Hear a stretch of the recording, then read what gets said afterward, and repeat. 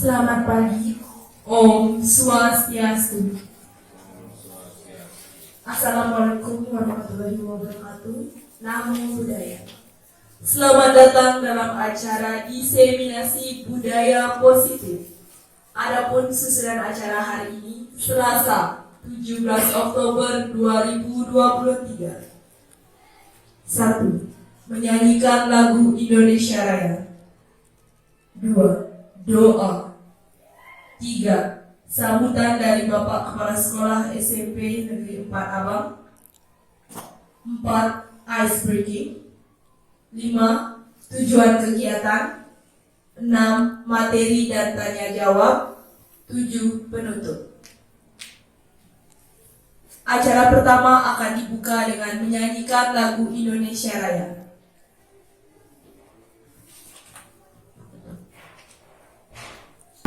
Indonesia, tanah airku, tanah tumpah darahku. Di sanalah aku berdiri, jadi bandung hidupku. Indonesia, kebangsaanku, bangsa dan tanah airku. Marilah kita berseru, Indonesia bersatu. Hiduplah tanahku, hiduplah negeriku, bangsaku, rakyatku semuanya. Bangunlah jiwanya, bangunlah badannya untuk Indonesia Raya.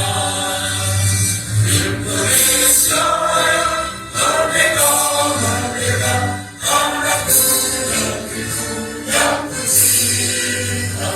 Indonesia Raya, merdeka, merdeka, hiduplah Indonesia Raya. Indonesia Raya, merdeka, merdeka, tanahku, negeriku yang kucinta. Indonesia Raya, merdeka, merdeka, hiduplah Indonesia Raya.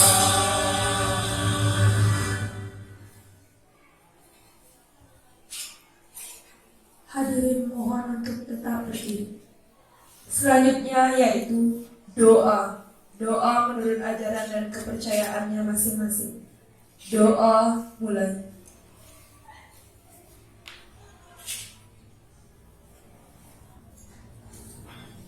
Selesai. Hadirin dimohon untuk duduk kembali.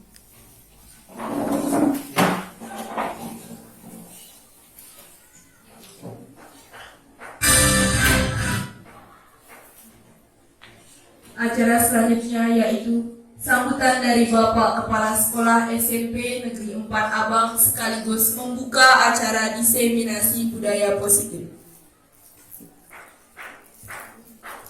Untuk Bapak Kepala Sekolah, disilakan.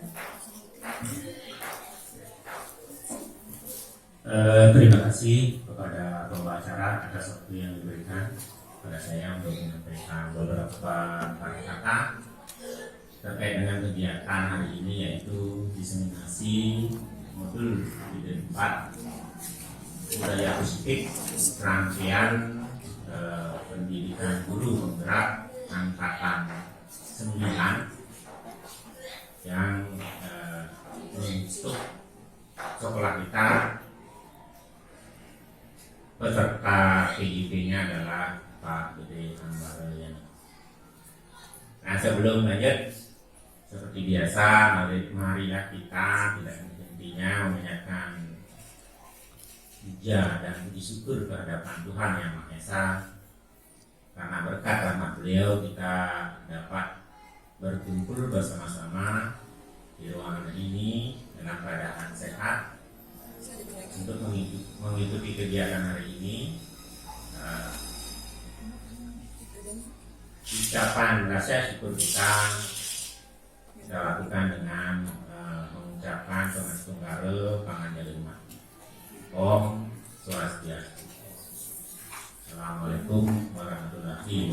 atau Namo Buddhaya.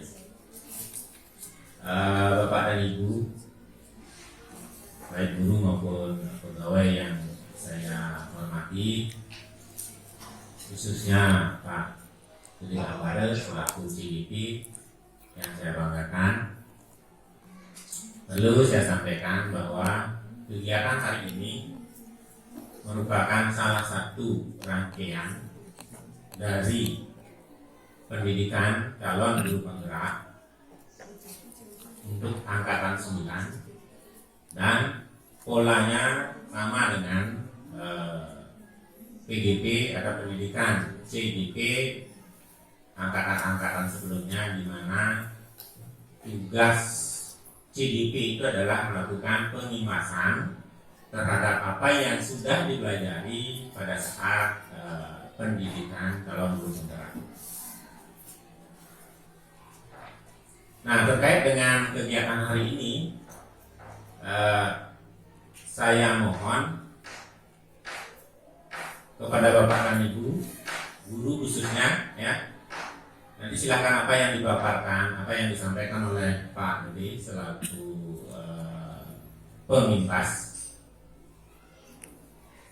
mohon diperhatikan, dicangkat, dipahami, kemudian kalau memang relevan dan saya pastikan itu relevan dengan kegiatan pembelajaran Bapak dan Ibu, jadi mohon dimodifikasi, diadopsi.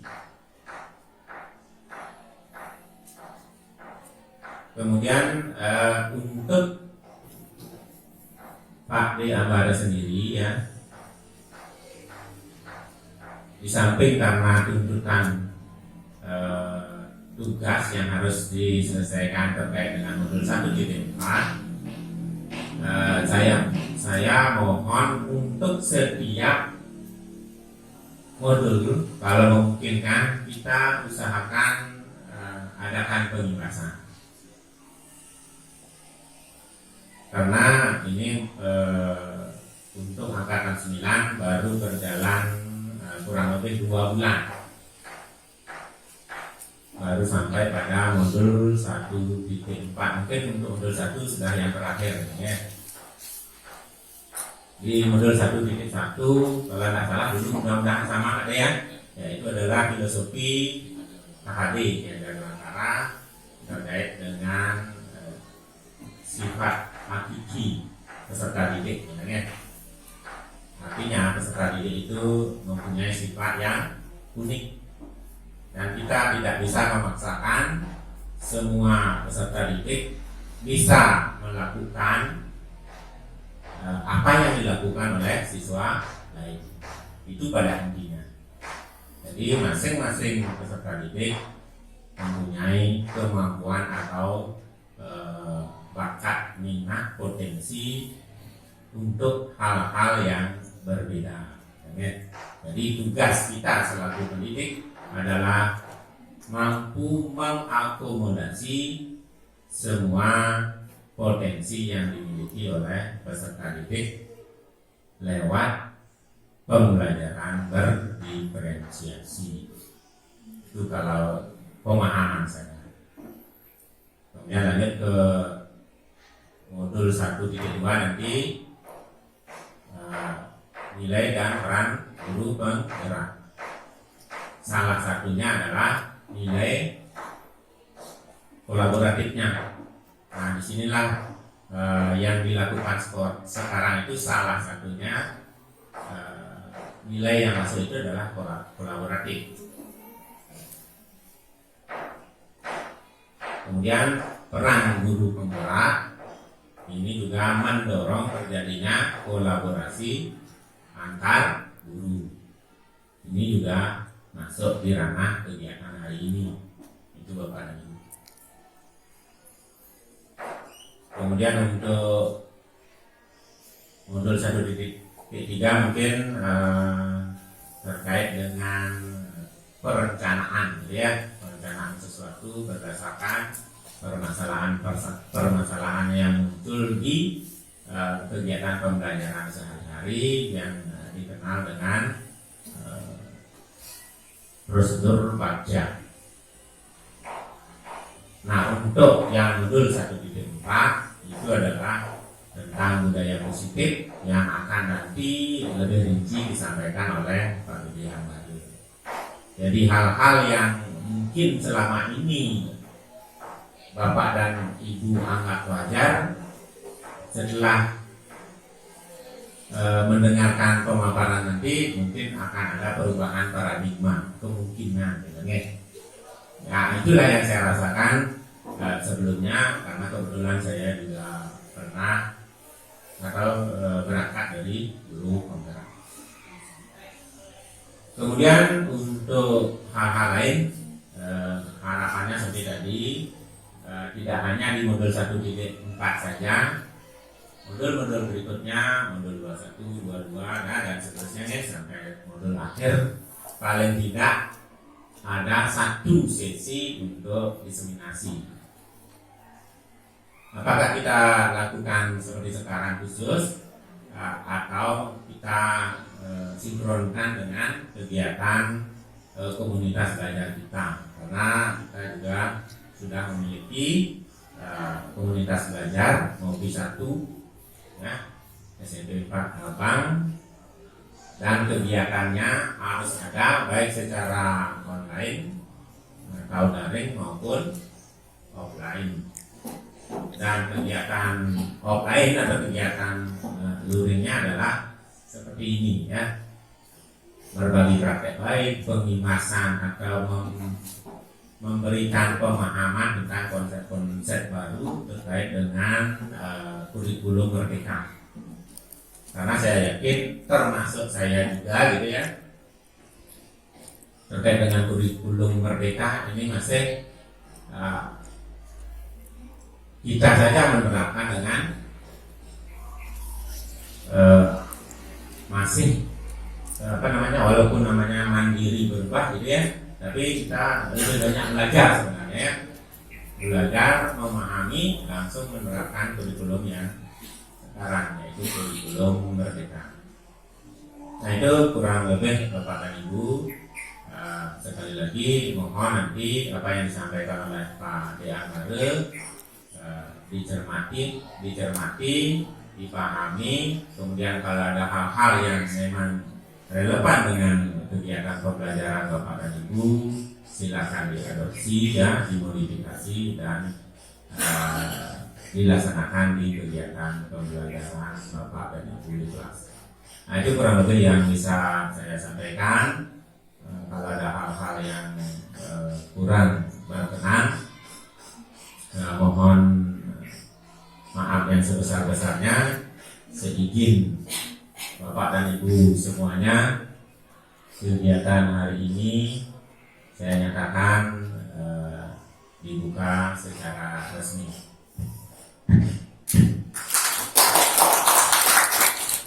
Saya akhiri dengan Pram Santi, Om Santi, Santi, Santi, Om. Wassalamualaikum warahmatullahi wabarakatuh. Namo Buddhaya. Sabtu saya kembalikan. Baik, terima kasih Bapak atas sambutannya dan sekaligus sudah membuka acara diseminasi budaya positif hari ini. Selanjutnya yaitu kegiatan ice breaking.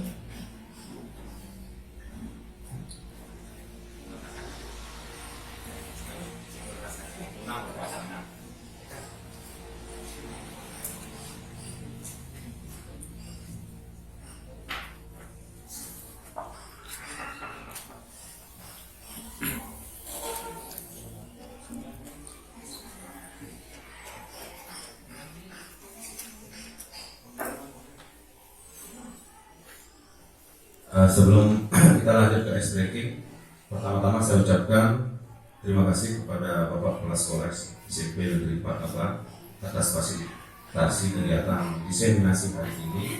Kemudian Bapak Waka Kurikulum Pak Memang Marian telah menyempatkan hadir.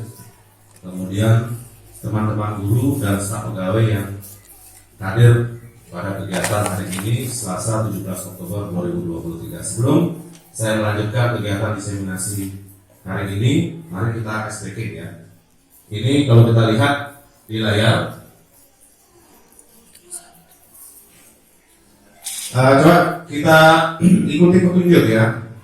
Di situ ada redaksi kelapa diparut, kepala digaruk. Jika kita mencoba menyebutkan 5 kali secara berturut-turut dengan cepat, apakah tetap dengan kata kelapa diparut, kepala digaruk? Coba kita sama-sama. Kelapa diparut, kepala digaruk. Kelapa diparut, kepala digaruk. Kelapa diparut, kepala digaruk. Kelapa diparut, kepala digaruk. Ada yang bisa? Coba patut semua jalan. Coba 5 kali dengan cepat. Kelapa diparut, kepala digaruk. Kelapa diparut, kepala digaruk. Kelapa diparut, kepala digaruk. Kelapa diparut, kepala digaruk. Kepala diparut, kelapa. Mungkin ada yang mau coba, Pak Made Siliani coba. Kelapa diparut, kepala digaruk. Kelapa diparut, kepala digaruk. Kelapa diparut, kelapa digaruk. Kepala diparut, kelapa digaruk. Dibalik ya. Kalau kita dipercepat apa artinya kita melatih konsentrasi ya. Mungkin ada yang mau coba lagi satu. Boleh, Wi?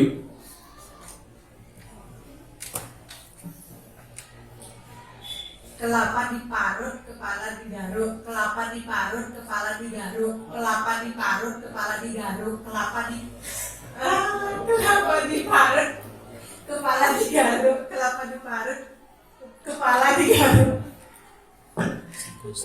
Ya, terima kasih. Artinya di sini ice breaking tujuannya sebelum kita memulai kegiatan agar tidak terkesan tegang ya. Mungkin ada ice breaking lainnya nanti di kesempatan diseminasi lainnya akan saya munculkan. Kita lanjut. Adapun tujuan kegiatan ya. Di sini tujuan saya melakukan diseminasi adalah pembahasan mengenai budaya positif, baik itu terhadap guru maupun staf. Karena budaya positif itu merupakan salah satu jalan bagaimana proses dari pembelajaran yang berfokus pada siswa itu bisa berjalan. Karena dalam kurikulum Merdeka kita diamankan untuk pembelajaran berfokus pada siswa, artinya menghamba pada siswa sesuai dengan filosofi KKD. Kemudian yang kedua, bersinergi dengan semua komponen sekolah untuk menciptakan budaya positif di lingkungan SMP Negeri 4 Abang.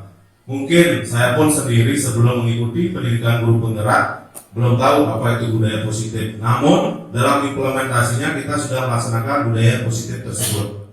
Mungkin nanti kita akan tahu apa saja yang termasuk dalam budaya positif.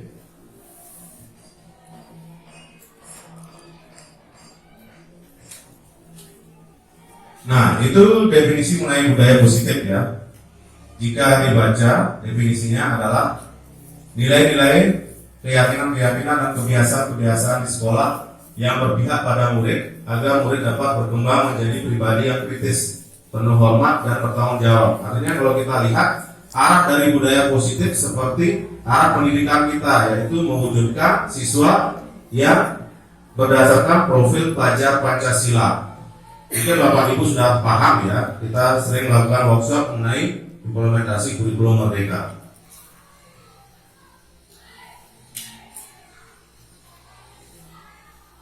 Nah, ini ada sebuah ilustrasi ya. Mungkin Bapak Ibu bisa mencoba berpasangan. Anda adalah A dengan pasangan dua-dua. Kemudian tugas Anda adalah mengepalkan salah satu tangan Anda. Coba Anda bayangkan bahwa Anda menyimpan sesuatu yang sangat berharga di dalam kepalan tangan. Anda perlu menjaga benda tersebut sekuat tenaga Anda karena begitu pentingnya untuk kehidupan Anda. Tugas B, pasangan Bapak Ibu, adalah mencoba dengan segala cara untuk membuka kepalan tangan tersebut. Teman Anda B boleh membujuk, menghardik, mengintimidasi, memarahi, menggoda, menggelitik, bahkan menawari Anda uang agar bersedia membuka kepalan tangan. Artinya kalau kita ilustrasikan nanti berpasangan, contoh banyak waktu semejana adalah si A menggenggam sesuatu di dalamnya. Kemudian Pak Nyoman Subagio akan berusaha bagaimana agar kepalan tangan Patut Sumedana terbuka. Itu banyak cara ya, mungkin dengan merayu, menggoda, menggelitik, ataukah mungkin memarahi atau menghardik. Dari situ kita bisa melihat apa sih yang nanti akan berdampak. itu ada beberapa pertanyaan. Apakah Anda atau B, teman Anda membuka kepala tangan Anda? Mengapa alasan Anda atau B membuka kepala tangan Anda? Artinya kalau kita tadi mengilustrasikan apa sih alasan, kemudian tujuan teman Anda untuk mempengaruhi si A membuka kepala tangan. Kemudian yang kedua, apakah Anda atau B menutup kepala tangan Anda?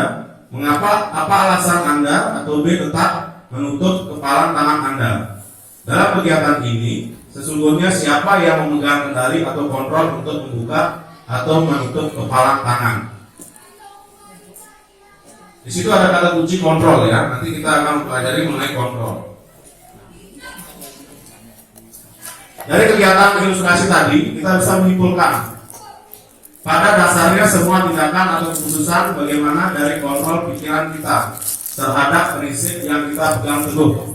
Artinya di dunia pendidikan kita memiliki kontrol penuh terhadap pembelajaran, bagaimana mengarahkan siswa, menuntut siswa berdasarkan potensi, minat, dan bakat. Ketika kita berpegang teguh terhadap pendirian untuk tidak membuka kepala tangan, maka kepala tangan pun tidak akan dibuka. Tetapi kita berusaha untuk mempengaruhi teman kita untuk membuka kepala tangan, kita juga akan sulit untuk mempengaruhi teman kita. Jadi semua keputusan ada pada kontrol kita masing-masing. Artinya apapun pengaruh dari luar, kita sebagai seorang guru tetap memiliki kontrol penuh terhadap kegiatan pembelajaran, bagaimana mengarahkan siswa.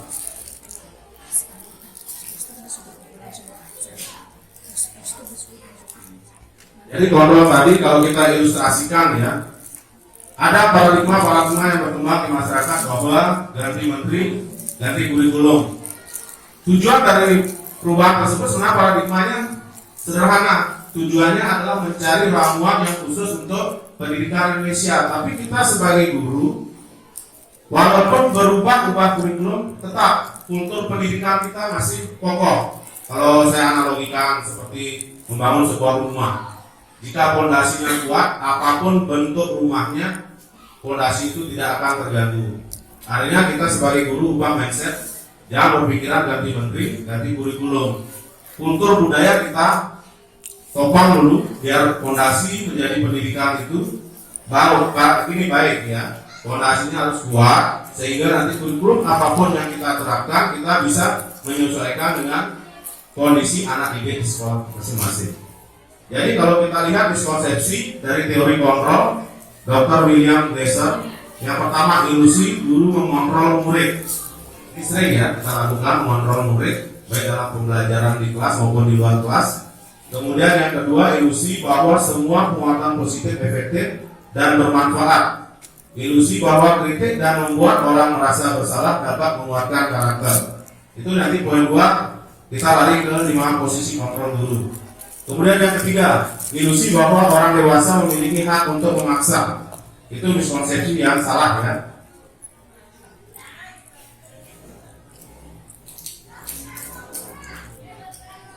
Nah, untuk mewujudkan sikap disiplin seperti yang disampaikan oleh Pak Kepala Sekolah tadi, menurut Ki Hajar Dewantara, untuk menciptakan murid yang merdeka, syarat utamanya adalah harus ada disiplin yang kuat. Disiplin yang dimaksud adalah disiplin diri yang memiliki motivasi internal, bukanlah motivasi eksternal. Karena jika berasal dari motivasi eksternal, sifatnya hanya sementara, sedangkan jika motivasi tersebut datang dari diri sendiri akan bertahan dalam jangka panjang. Kita pun sebagai guru memiliki motivasi secara internal ya. Ketika kita ingin melaksanakan sesuatu, tugas yang berkaitan dengan keguruan, profesi guru, kita motivasi dari dalam diri ya, sehingga apa yang ditugaskan kita akan melaksanakan dengan baik. Walaupun di sekitar kita ada motivasi lain yang kurang mendukung atau kurang ikut serta dalam kegiatan kita tidak akan terpengaruh. Artinya kembali kepada diri sendiri motivasi tersebut. Makanya ada istilah motivasi sebenarnya berasal dari diri kita sendiri, bukan orang lain ya. Kemudian 3 motivasi perilaku manusia Diana Gerson. Yang pertama, untuk menghindari ketidaknyamanan atau hukuman. Ya, motivasi itu sebenarnya untuk menghilangkan ketidaknyamanan pada diri. Kemudian yang kedua, untuk mendapatkan imbalan atau penghargaan dari orang lain. Mungkin kalau kita lihat ya, sekarang banyak beredar sosial media, ada motivator ya, tujuannya baik untuk penghargaan maupun imbalan. Yang ketiga, untuk menjadi orang yang mereka inginkan dan menghargai diri sendiri dengan nilai-nilai yang mereka percaya. Dengan adanya motivasi, kita akan keluar dari rasa bersalah atau rasa kurang percaya diri. Itu tujuan dari motivasi.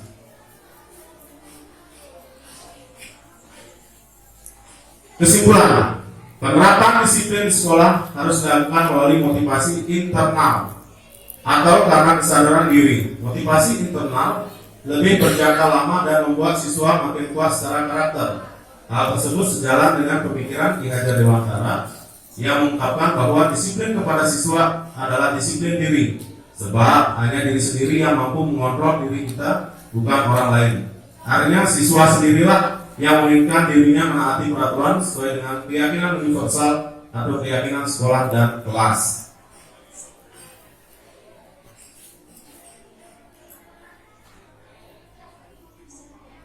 Nah, 5 posisi kontrol guru mungkin pernah kita lakukan dan telah kita terapkan ya.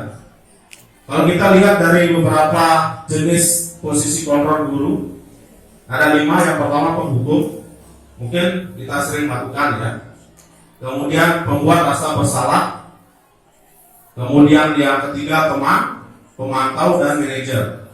Jadi kelima posisi kontrol tersebut, yang mana yang akan diharapkan dalam pendidikan kita saat ini?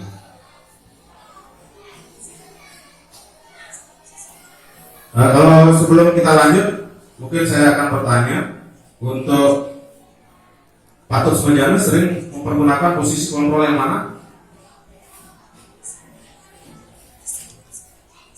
Sering menghukum. Oh, posisi kontrol sering menghukum ya.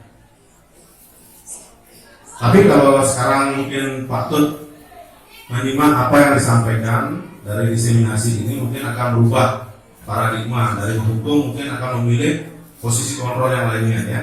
Kita lihat dari yang teman. Guru pada posisi ini tidak akan menyakiti murid, karena teman kan tidak mungkin akan menyakiti. Namun akan tetap berupaya mengontrol murid melalui persuasi, ajakan, pengaruh. Posisi teman pada guru bisa negatif ataupun positif. Artinya pengaruhnya bisa positif, negatif tergantung dari guru masing-masing. Kemudian posisi sebagai pemantau.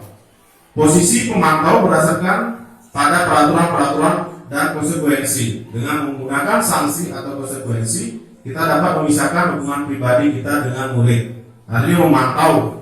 Contoh banyak peraturan sekolah seperti ini, kita memantau posisi guru sebagai pemantau, memantau jika ada yang melanggar kita berikan sanksi. Kemudian penghukum, nah ini yang sering dilakukan oleh Pak Tut Sumedjana ya. Nada suara tinggi, bahasa tubuh, mata melotot. Pak Tut Sumedjana melotot saat menghukum apa senyum-senyum? Kalau senyum-senyum mungkin lebih ke gini ya, sebagai teman atau membuat rasa bersalah. Dan jari menunjuk-nunjuk menghardik. Oke, contoh Pak Tut Sumedjana, kamu melanggar tidak pakai sepatu, dengan mata melotot ngeng ya. Seperti itu Pak Tut Sumedjana? Iya. Artinya Pak Tut Sumedjana sudah jujur dengan kebiasaan yang dilakukan. Mungkin dengan diseminasi ini Pak Tut akan berubah ya. Kemudian membuat rasa bersalah. Nah, ini yang menarik ya. Membuat rasa bersalah. Artinya contohnya seperti ini. Kalau kamu terus seperti ini, Bapak sebagai wali juga nanti mendapat nasihat atau ceramah dari Pak Kepala Sekolah. Kamu tidak kasihan dengan Bapak. Nah, itu membuat rasa bersalah sehingga siswa itu menjadi bersalah telah melakukan hal tersebut yang akan berdampak pada wali atau guru lainnya. Pada posisi ini biasanya guru akan bersuara lebih lembut ya, lemah lembut. Beda seperti penghukum, dengki, memarah. Pembuat rasa bersalah akan menggunakan keheningan yang membuat orang lain merasa tidak nyaman, bersalah atau rendah diri. Ini membuat siswa menjadi down. Dia berpikir, ternyata yang saya lakukan berdampak pada guru saya. Kemudian yang diharapkan dari pendidikan guru penggerak itu bagaimana pemimpin pembelajaran masa depan itu adalah sebagai manajer. bukan manajer dalam sebuah perusahaan ya. Artinya manajer di sini di mana posisi guru berbuat sesuatu berdasarkan bersama siswa, mempersilahkan siswa mempertanggungjawabkan perilakunya, mendukung murid agar dapat menemukan solusi atas permasalahan sendiri. Artinya manajer kita memfasilitasi ya. Ketika siswa bermasalah, kita ajak berdiskusi. Kita jangan langsung menjas, kita stabilkan dulu identitasnya. Jangan mengatakan bahwa siswa itu salah. Wajar setiap orang melakukan kesalahan. Kemudian kamu mulai memvalidasi permasalahan yang dihadapi oleh siswa. Contohnya, kenapa kamu ribut di kelas? Apa sih alasan kamu ribut tadi di kelas? Biarkan siswa menyampaikan alasannya, baru menanyakan keyakinan kelas. Kalau kamu ribut waktu ini sama bapak bersama-sama menyusun keyakinan kelas, gimana isinya? Apakah ribut merupakan salah satu keyakinan kelas? Nah, artinya kita secara serta-merta memanage pola pikir siswa sehingga menghindari hal-hal yang tidak diinginkan dalam pembelajaran ataukah kegiatan di sekolah. Ini yang diharapkan manajer. Nah, ada studi kasus. Mungkin bisa kita diskusikan. Iva kurang menguasai pelajaran matematika. Maaf Pak Sanusi, saya mempergunakan contoh matematika karena kalau bahasa Indonesia mungkin sangat bermasalah ya, paling membosankan. Sehingga pada saat pelajaran tersebut berlangsung, dia lebih banyak berdiam diri atau menggambar di buku pelajarannya. Pada saat guru matematikanya Pak Seno menanyakan pertanyaan Iva menjadi gugup dan tak sengaja menjatuhkan tasnya dari kursi, serta tiba-tiba menganggap menjadi gagap pada saat berupaya menjawab. Seluruh kelas pun tertawa melihat perilaku Iva yang bicara tergagap dan terkejut tersebut. Pak Seno pada saat itu membiarkan teman-teman Iva menertawakan Iva yang tergagap dan malu luar biasa, dan malahan minta Iva untuk maju ke depan dan berdiri di depan kelas sambil menunjuk hidungnya karena tidak bisa menjawab pertanyaan Pak Seno. Kelas semakin gaduh dan anak-anak pun tertawa melihat Iva di depan kelas memegang ujung hidungnya. Jika kita lihat dari posisi kontrol guru, ada 5 ya: penghukum, teman, pembuat rasa bersalah, kemudian sebagai manajer. Yang mana kira-kira? Kalau kita lihat dari ilustrasinya studi kasus itu masuk ke mana posisi kontrolnya?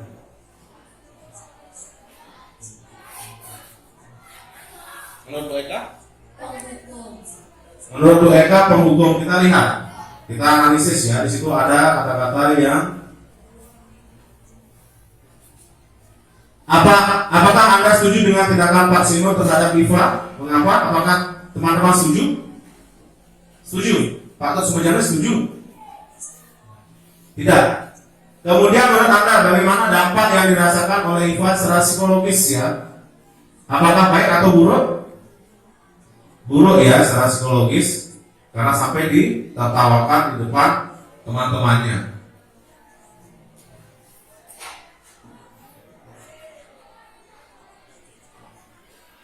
Untuk menghadapi kasus tersebut, dalam pendidikan guru penggerak kita mengenal segitiga restitusi. Sebelum kita ke segitiga restitusi tersebut, ada definisi dari segitiga restitusi tersebut ya. Segitiga restitusi adalah upaya mendisiplinkan siswa, tapi dengan cara siswa sendiri yang menyelesaikan masalahnya dan membuat mereka bertindak sesuai dengan keinginan ideal yang didasarkan pada keyakinan kelas. Jika kita lihat di gambar segitiga restitusi, ada menstabilkan identitas. Ketika kita melihat siswa melakukan kesalahan, kita stabilkan dulu identitasnya. Mengapa? Tujuannya agar siswa itu tidak menjadi down mentalnya terhadap permasalahan ataukah keliruan yang dilakukan. Setelah itu baru kita memvalidasi permasalahan. Kita tanyakan kepada siswa tersebut apa alasan atau tujuan melakukan kesalahan tersebut. Yang terakhir baru kita kaitkan atau menanyakan keyakinan kelas yang telah disusun secara bersama-sama. Itu segitiga restitusi.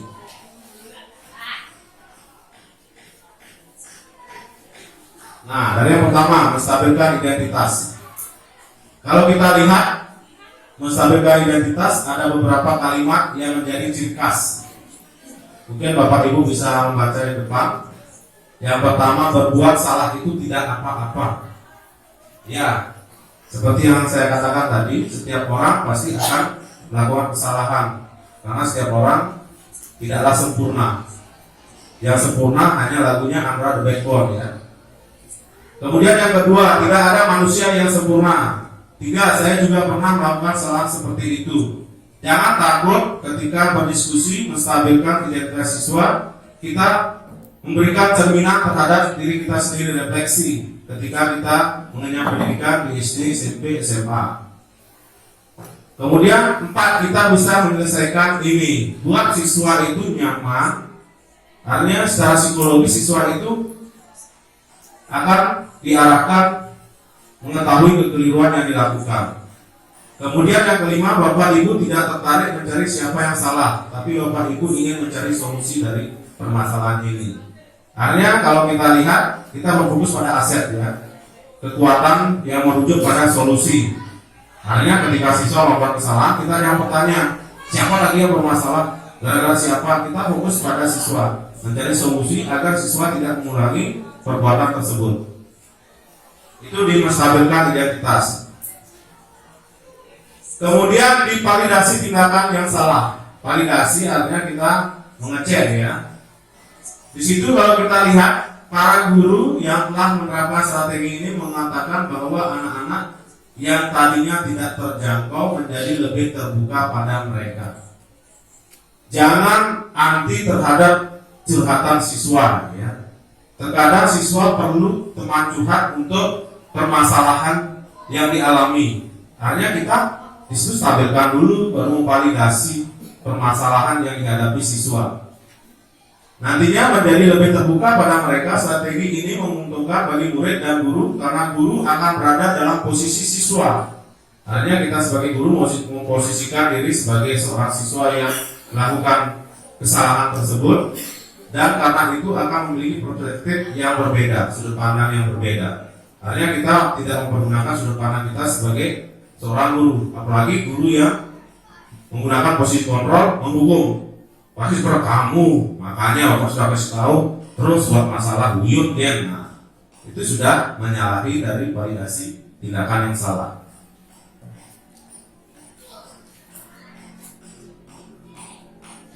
Kemudian ini lanjutannya mengenai validasinya. Kalau kita lihat teori kontrol, nanti di situ ada ciri-cirinya. Namun bila dikatakan dengan nada tanpa menghakimi akan memvalidasi kebutuhan mereka. Contohnya, padahal kamu bisa melakukan yang lebih buruk dari ini ya. Artinya dia itu secara memvalidasi kan secara lemah lembut, tidak langsung mempergunakan nada yang tinggi. Padahal kamu bisa melakukan yang lebih buruk dari ini ya. Kemudian yang kedua, kamu pasti punya alasan mengapa melakukan hal itu. Hanya validasi ya, menanyakan apa sih alasannya. Kamu patut bangga pada dirimu sendiri karena kamu telah melindungi sesuatu yang penting buatmu. Artinya mungkin tujuan kita sudah tahu, ternyata dia memukul temannya karena diganggu. Artinya kita bisa memvalidasi bahwa dia bisa melindungi dirinya sendiri. Kemudian kamu boleh mempertahankan sikap itu, tapi kamu harus menambahkan sikap yang baru. Artinya ketika disajikan dengan permasalahan yang dihadapi berkelahi, mungkin dia akan memunculkan sikap lainnya setelah kita memvalidasi. Mungkin dia akan menahan amarah. Kontrolnya mungkin lebih diskusi sama guru BK atau wali.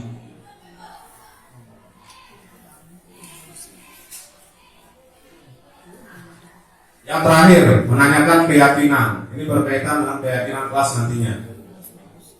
Teori kontrol menyatakan bahwa kita pada dasarnya termotivasi secara internal. Ketika identitas sukses telah tercapai, langkah pertama yang tadi menstabilkan identitas, dan tingkah laku yang salah telah divalidasi, angka kedua tadi ya, maka anak akan siap untuk dihubungkan dengan nilai-nilai yang dia percaya, nilai kebajikan universal. Kalau kita lihat ada di situ tanggung jawab, mandiri, bagaimana di situ kerjasama, berpikir kritis, maka anak akan siap untuk dibungkam dengan nilai-nilai yang dia percaya dan berpindah menjadi orang yang dia inginkan. Pertanyaan di bawah ini menghubungkan keyakinan anak dengan keyakinan kelas atau keluarga.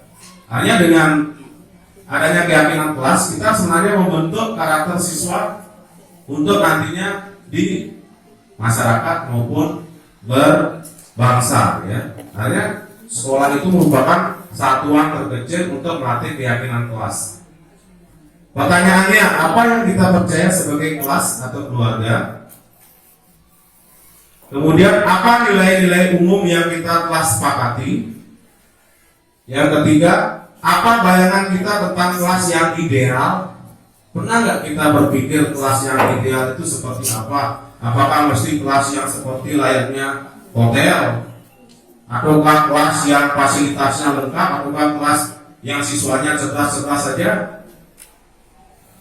Kamu mau jadi orang yang seperti apa? Kita tanyakan sama siswa, meyakinkan, kamu ingin menjadi orang yang seperti apa?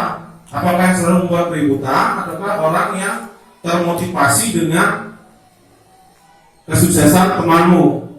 Seperti waktu ini saya sudah membuat video bagaimana pola restitusi terhadap salah satu siswa kita yang bercanda di kelas. Ternyata dia iri dengan kesuksesan siswa lainnya.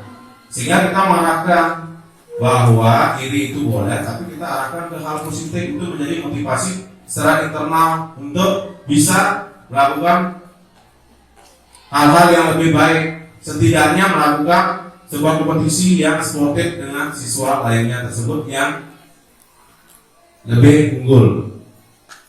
Itu mungkin nanti menanyakan keyakinan, kita arahkan apa sih kemauan siswa, jangan langsung menjas, sehingga kita dari pola restitusi tersebut kita bisa simpulkan.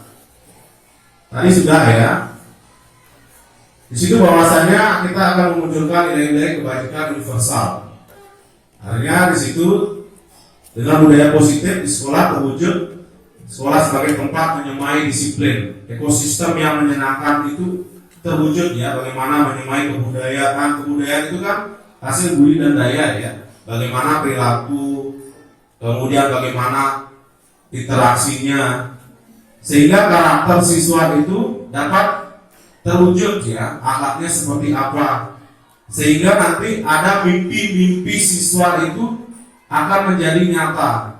Mungkin yang pernah saya alami seperti kegiatan yang kita pernah ikuti adalah Pekan Kebudayaan Nasional, bagaimana ternyata mimpi-mimpi anak itu bisa terwujud ya, seperti Wira, Madegali, Nuh Andi, kemudian Marisa, ternyata mimpi mereka nantinya di bulan Oktober akan menjadi sebuah hal yang menarik ditonton seluruh Indonesia ya.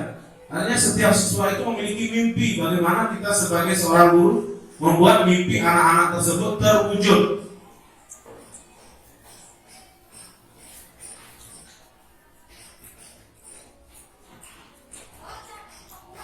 Nah, sekarang kita diskusi dulu mengenai pola-pola restitusi, kemudian bagaimana disiplin positif. Mungkin kita lebih diskusi bagaimana di awal tahun ajaran kita menyusun keyakinan kelas. Untuk wali-wali kan sudah, ya, wali kelas masing-masing sudah menyusun keyakinan kelas. Bagaimana pola menyusun keyakinan kelas yang dilakukan? Yang merasa jadi wali siapa ya? Tidak ada jadi wali sih. Semua ngaku tidak jadi wali ya. Ketika kita tahu budaya positif seperti apa. Dulu kita mengenal peraturan kelas ya. Beda peraturan dengan keyakinan. Peraturan itu disusun sepihak, sedangkan keyakinan atau kesepakatan kelas yang dulu kita kenal secara berubah menjadi keyakinan kelas disusun secara bersama-sama. Kalau kita lihat alur dari keyakinan kelas itu pertama dimulai dari peraturan kelas kita data. Apa sih peraturan kelas yang ada? Kemudian kita lihat, kita ubah kalimatnya menjadi kalimat positif, hindari kata harus dan wajib. Setelah itu kita menyusun berdasarkan tabel Y atau T, tampak atau tidak tampak. Contoh yang tampak umpamanya dia masuk kelas tepat waktu, tampak.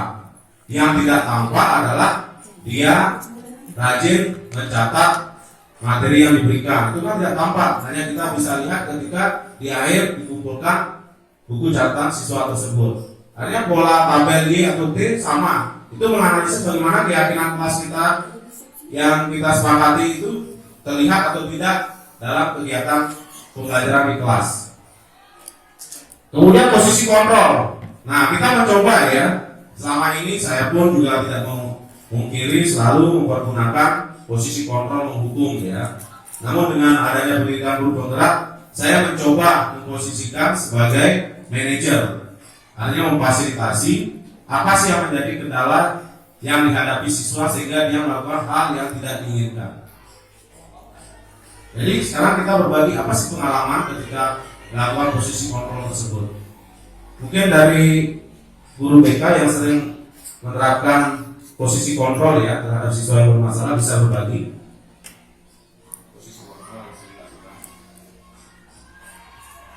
Terima kasih pada kesempatannya. Kalau saya sendiri di secara pribadi, sebenarnya ke semua posisi kontrol itu saya pergunakan, jadi tidak hanya salah satu saja. Semua menyesuaikan dengan situasi dan kondisi. Kalau misalnya perlu adanya penghukuman karena karakter siswa kita kan berbeda-beda. Jadi tidak bisa kita pukul rata, semua harus kita lakukan seperti ini di semua situasi gitu kadang-kadang. Kalau dari saya pribadi. Tapi kalau lebih sering sih saya memakai beberapa teman dan kalau memang hal-hal yang yang perlu gitu, saya kadang-kadang membuat mereka merasa bersalah. Kemudian kadang-kadang saya juga melakukan manajer juga, tapi tidak mengerti juga terkadang bisa situasinya mengharuskan saya juga menghukum. Terima kasih Pak Nyoman. Artinya Pak Nyoman sebagai guru BK memanfaatkan kelima posisi kontrol sesuai dengan kondisi siswa ya. Artinya ketika siswa dengan kondisi ini tidak mesti harus menggunakan posisi kontrol menghukum. Mungkin guru lainnya bisa berbagi pengalaman sharing ya mengenai posisi kontrol yang dihadapi Pak Tut Sojana mungkin sebagai wali.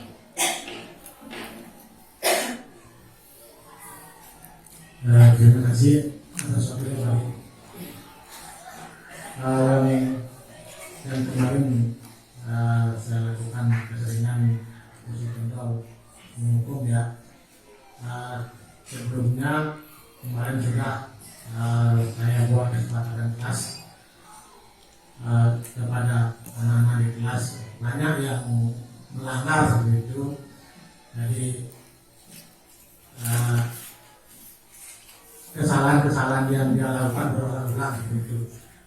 Maka yang saya sering berikan kepada anak-anak itu adalah yang pola menghukum seperti itu, biar dia ada kebiasaan gitu, biar dia tidak mengulangi kesalahan-kesalahan yang anak-anak lakukan. Itu mungkin nanti karena saya sudah dapat materi dari Bapak sebagai calon guru penggerak, jadi saya akan mempertimbangkan pola-pola yang lain seperti berteman dan menjawab yang tidak seperti itu. Nanti saya akan lakukan itu di kelas anak-anak. Terima kasih. Ya terima kasih Pak Tut. Artinya selama ini Pak Tut di posisi kontrol penghukum ya. Tapi sebenarnya kalau kita lihat dari pola restitusi pada posisi kontrol menghukum ada 3 tahapan ya. Berarti kalau di penghukum itu tidak ada tahapan menstabilkan. Kemudian dia langsung memvalidasi permasalahan. Berarti kamu salah. Tidak ada menstabilkan identitas siswa sehingga secara psikologis siswa akan menjadi down, rendah diri. Itu yang memang kita harus hindari ya, posisi kontrol menghukum.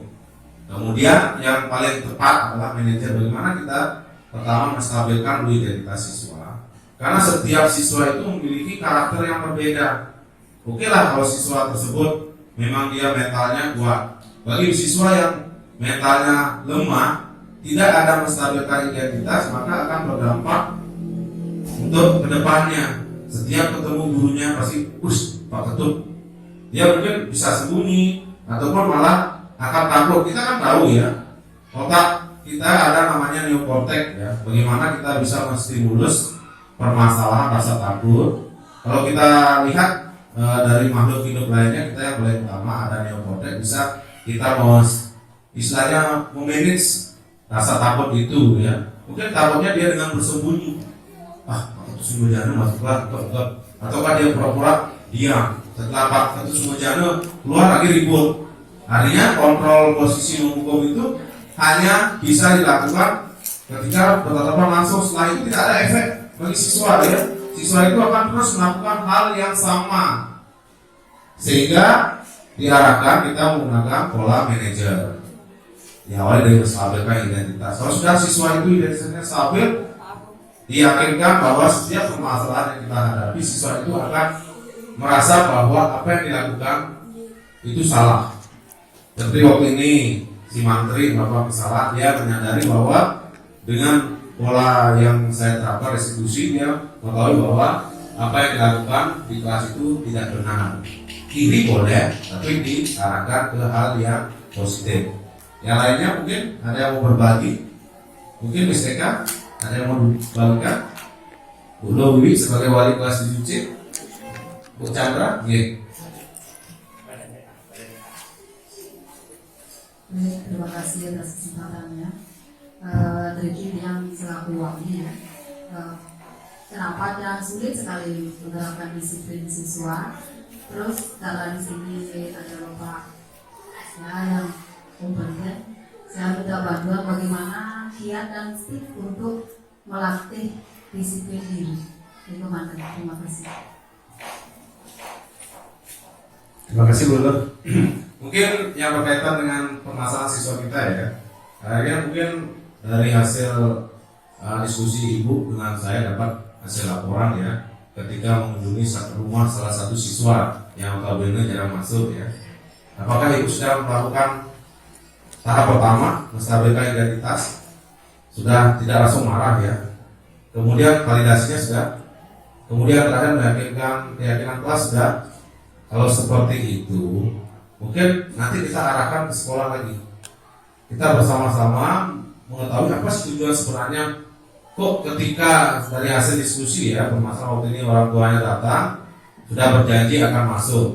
Itu pun hanya batas seminggu ya, kurang lebih seminggu. Akhirnya kembali seperti itu. Apa sih? Kita perlu menggali lebih dalam kemauan, alasan siswa melakukan hal tersebut.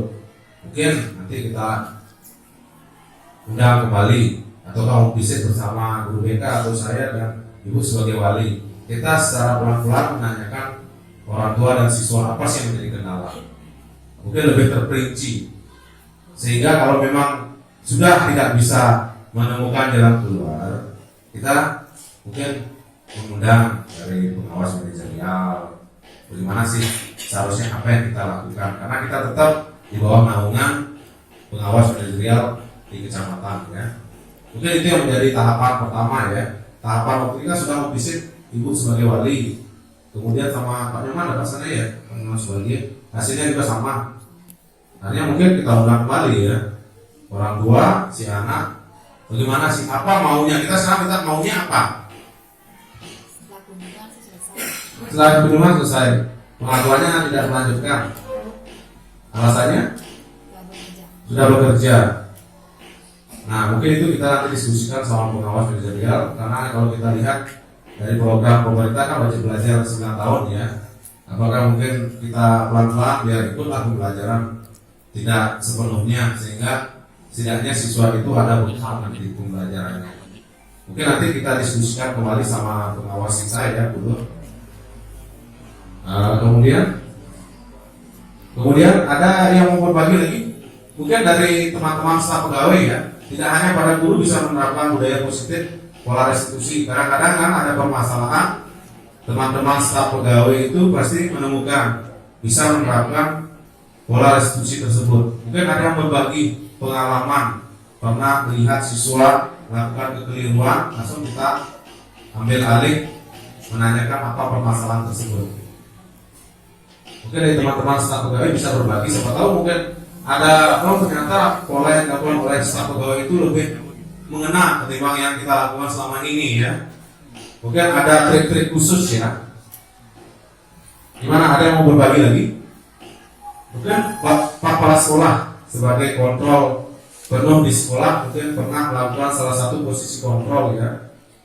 Mungkin beliau lebih mengenal posisi kontrolnya, sudah banyak melakukan trik and trik mengenai bagaimana posisi kontrol. Mungkin kita bisa mendengarkan pengalaman dari Bapak Kepala Sekolah.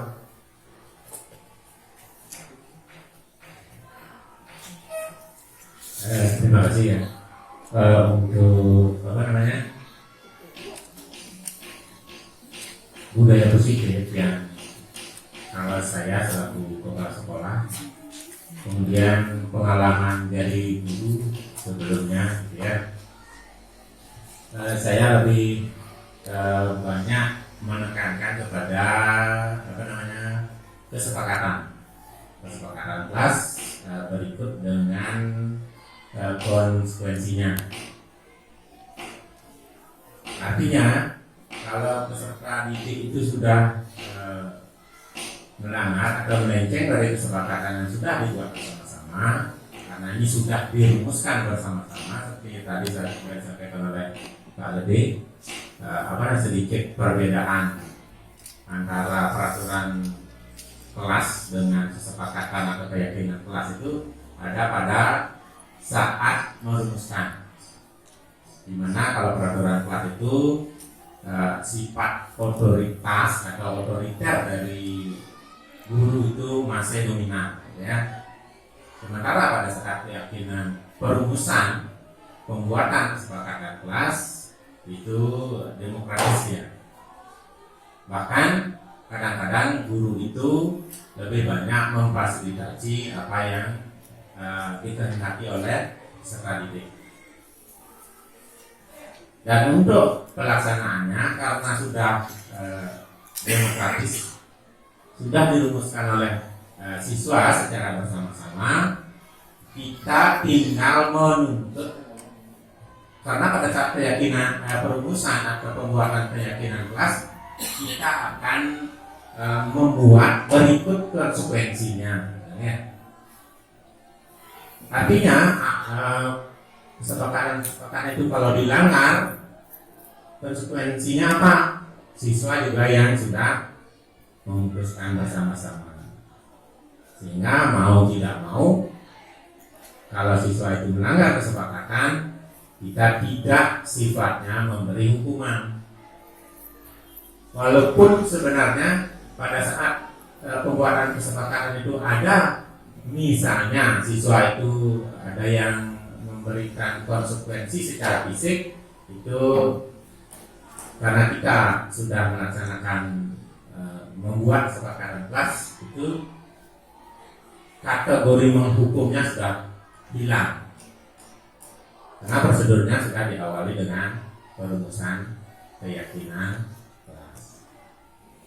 Jadi yang saya lakukan selama ini lebih fokus ke bagaimana siswa itu melaksanakan kesepakatan kelas dan menerima konsekuensinya kalau mereka melanggar kesepakatan yang sudah dibuat. Nah itu kurang lebih daripada yang sudah kita lakukan, dan itu kepada siswa kita yang di sini saya selalu menanyakan apa yang sudah disepakati. Seperti kemarin kan ada siswa kita yang saat disandir masih sifatnya kekanak-kanakan, masih bercanda. Saya langsung panggil dan saya tanyakan bagaimana kesepakatannya dengan wali kelas, dengan bagian kesiswaan, itu saja. Jadi pada intinya pada budaya positif ini kita sedapat mungkin, kalau boleh, tidak lagi memberi hukuman, tetapi melaksanakan konsekuensi yang sudah disepakati. Itu kurang lebih Pak Denge. Mungkin teman-teman lain juga punya pengalaman yang hampir sama, boleh disampaikan ya. Dan harapannya Bapak dan Ibu semua, baik guru maupun pegawai, nanti dalam kesehariannya apa yang sedang dipaparkan nanti kita bersama-sama coba menerapkan. Kalau memang masih ragu, kita masih bisa berkonsultasi, berkolaborasi dengan saya, dengan bagian perusahaan, dengan bagian humas, dan seterusnya. Nah itu Pak ya, mudah-mudahan bisa memberi tambahan wawasan kepada Bapak dan Ibu, walaupun sekecil apapun ya. Silakan Pak De, terima kasih waktunya. Terima kasih Pak D sudah berbagi pengalaman menerapkan posisi kontrol yang dominan adalah manajer. Mungkin ada teman lain yang ingin berbagi, Pak Iman sebagai. Terima kasih Mbak Adi atas semuanya. Jadi ada mungkin dua contoh kasus yang ingin saya sampaikan, dan mungkin kita bisa sama-sama carikan solusi apabila hal seperti ini terjadi lagi. Mungkin bisa Pak Adi juga bawa nanti ke bakalnya yang lebih tinggi misalnya. Nah contoh kasus dulu di sini ada murid yang memang dari keluarga kurang mampu dan rumahnya emang agak jauh, ke sini jauh, ke sana pun jauh. Nah posisinya orang tuanya nggak punya motor, atau punya motor tapi satu untuk kakaknya. Nah adiknya ini terkendala nggak bisa ke sekolah. Memang sih mungkin kalau disepakati secara aturan dia harus hadir kan itu, dan secara aturan juga wajib belajar 9 tahun kan itu. Nah ini di baru kelas 7 kalau nggak salah, dia sudah tidak mau sekolah lagi. Alasannya memang karena jauh, karena kalau jalan jauh, kalau mau bawa motor bawa dibawa, kakaknya mungkin kerja, nah dia nggak ada yang nganter gitu, nggak bisa numpang. Nah, kita sebagai guru bagaimana menyikapi hal seperti itu? Kalau kita waktu itu memang akhirnya kita setuju mengundurkan diri, memang dari pihaknya sudah membuat surat pengunduran diri gitu. Tapi kan secara aturan kan salah sebenarnya, nggak boleh sebenarnya, harus 9 tahun sebenarnya. Nah kalau di sana siapa yang salah, jadi di mana letak salahnya, terus solusinya di mana seharusnya itu. Wajib 9 tahun, tapi pada kenyataannya seperti itu kan. Nah, itu yang pertama. Yang kedua, kadang-kadang kita mungkin secara teori apa yang kita bahas tadi, apa yang Pak disampaikan tadi secara teori dan secara ideal bisa dilakukan seperti itu, tapi pada kenyataannya kadang-kadang kita mendapat murid yang tidak bisa diajak seperti itu gitu. Contohnya misalnya sudah disepakati kesepakatan kelas atau keyakinan bahwa nanti kalau melanggar keyakinan ini konsekuensinya adalah ini, dan murid ini karena saking bangkunya nggak mau, nanti gimana solusinya? Apakah akan lagi kita sudah laksanakan segitiga restitusi apa? Sudah melaksanakan. Nah sudah dilakukan. Tetap muridnya tidak mau, gimana nanti? Apakah nanti ujung-ujungnya akan pasti kita akan ujung-ujungnya naik hitam gitu ya. Nah contoh lebih seperti kalau dulu mungkin ada murid namanya kotak gitu. Kalau Pak Desdiano mungkin dia masih tahu mau, tapi kalau guru yang lain mungkin yang enggak gimana ya, mungkin yang nggak ditakuti gitu, kira-kira orang yang mau ya gitu. Gimana itu, mungkin kita carikan solusi atau mungkin nanti Pak D bisa bawa itu, karena memang secara teori kan itu dilaksanakan idealnya seperti itu, tapi pada kenyataannya di lapangan tidak semudah itu kan gitu. Oke, terima kasih Pak Nyoman. Sebenarnya itu nanti menjadi catatan ya, 2 pertanyaan lagi tambahan untuk di lokal karya ketiga sebagai bahan ya. Oh mungkin dari Pak Kepala Sekolah. Terima kasih atas waktunya. Untuk apa yang disampaikan oleh Pak Nyoman tadi ya, selaku guru BK yang sudah mengalami kasus tadi seperti tadi ya, Jadi siswa jarak rumah siswa ke sekolah jauh, sementara alat transportasi tidak mendukung ya. Kemudian hal-hal lain juga kurang mendukung. Ya, di satu sisi kita dituntut oleh program wajib belajar 9 tahun. Kalau saya untuk mengatasi permasalahan seperti itu, karena kondisi siswa itu khusus, sebenarnya sangat saja luar biasa. Maka untuk siswa yang memang keadaannya seperti itu, mungkin bisa kita tempuh dengan melaksanakan pembelajaran jarak jauh, tetapi tidak daring. Kalau memungkinkan, kita laksanakan pembelajaran jarak jauh secara daring. Dan tentunya itu kan solusi pribadi saya. Dan kebetulan waktu saya di Satar, salah seorang siswa itu ada mengalami sejak ke sekolah itu kerawanan. Nah, siswa tersebut sudah kelas 9, sudah hampir tamat.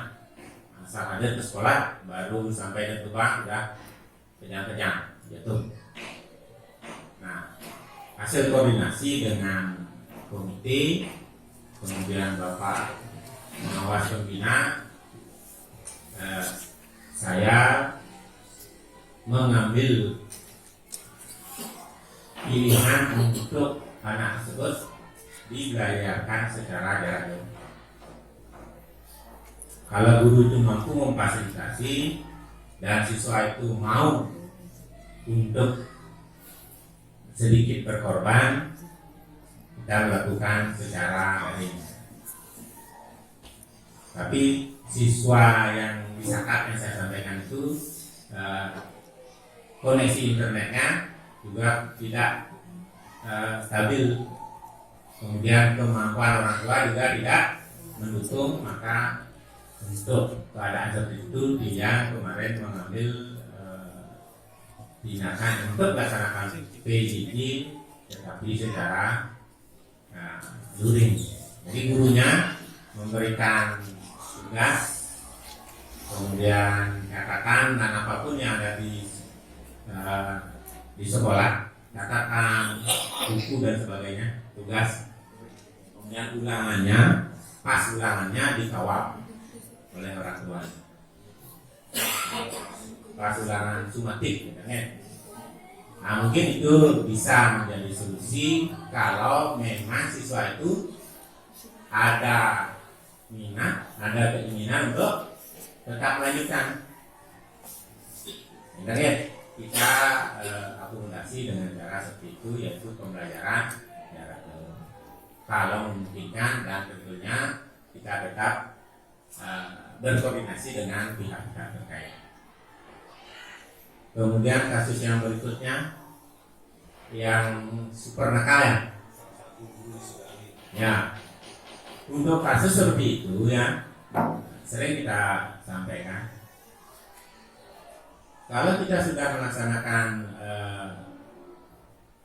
kesepakatan kelas, kemudian apapun bentuknya itu, aturan-aturan sudah kita intensif lakukan itu ya, tetap aja masih ada siswa yang berada di luar rel, misalnya itu barangkali tindakan yang lain bisa kita ambil perkecualian seperti yang dia sampaikan sebelumnya. Bisa harapan mungkin ya, di awal kita kan merencanakan plan A gitu ya, ideal dalam kasus ideal. Tapi kadang-kadang di kenyataan kita tidak bisa idealisme itu jalan. Saat itulah kita terpaksa bersifat realistis. memang sulit memadukan antara idealis dengan realisticity gitu. Seperti tadi, idealnya kita kan tidak boleh menghukum kan? Itu takarannya ideal sekali. Jangankan ada kontak fisik ya, seperti tadi menghatik saja salah, tidak diizinkan kalau takarannya ideal. Tetapi sepanjang masih bisa diusahakan, kita tetap laksanakan budaya positif ini ya, tetap maksimal ya. Nah, untuk kasus-kasus tertentu yang sifatnya di luar kemampuan kita, seperti tadi ya, kita akan bisa saja suatu saat kepiengan itu emosi gitu ya. Nah, sama dengan yang kemarin ada kasus seperti itu ya, mungkin 4, 5, 6, mungkin dia ngomong gitu ya. Nah, saat seperti itu mungkin idealitas kita dinyatakan sejenak ya. Kita masuk ke kenyataan ya. Tapi jangan baru itu itu kan solusi yang terakhir ya. Tetap saja pada koridor budaya positif dulu kita prioritaskan. Pada saat prosedur-prosedur yang ideal sudah mentok, pastinya kita harus mencari alternatif lain biar permasalahan bisa diselesaikan. Nah, kira-kira itu yang bisa yang sampaikan terkait 2 kasus tadi ya. Nah, itu versi yang tadi ya. Nanti silakan di lokal ini silakan digodok lagi. Bagaimana teman-teman? Itulah seninya dalam berkolaborasi ya. Saya punya pendapat ini, teman lain bisa saja punya pendapat berbeda. Nah, sepanjang itu saling mendukung, kita harus mampu saling isi ya. Apa yang menurut kita awalnya benar, setelah diberi pemahaman oleh orang lain kan bisa saja. Nah, jangankan di Lokakarya sekarang saja, mungkin kalau Bapak dan Ibu punya pandangan berbeda dengan pendapat saya, sangat bagus kalau disampaikan sekarang. Nah, itu Pak Manu saya terkait dengan permasalahan tadi. Mudah-mudahan ada ide lainnya.